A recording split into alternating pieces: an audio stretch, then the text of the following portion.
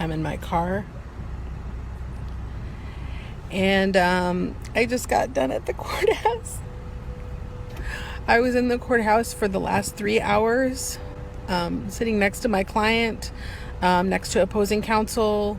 There was no social distancing. I was in the hallway with like 20 people. I have some cases that are not based on non-payment, and those are just moving forward. And right now in the courts, the trial dates are being set. Trials are starting to be held.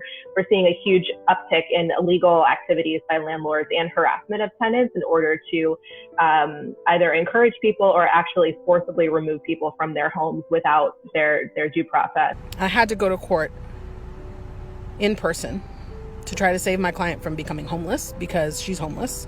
She was homeless as of this morning until I got her back into her apartment.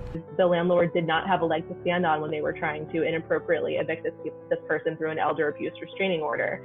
So someone who had been made homeless for a couple of weeks during the pendency of that hearing was able to get back into housing and now is housed. I don't feel like I have a choice, because if I stay home to protect my safety, then my clients end up homeless. We're in the middle of a pandemic.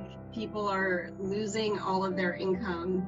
And if they also lose their housing, that's just such an enormous crisis. An eviction can look like a death sentence, right? The way that you're going to have so much more vulnerability to COVID-19. If you don't have a home, how can you shelter in place? We have to think of housing as like a prescription for COVID, right? Housing is a public health issue. Housing is a human right issue. This is always true, but especially right now in the middle of a pandemic, we need all the support that we can get for making sure that tenants can get and keep housing.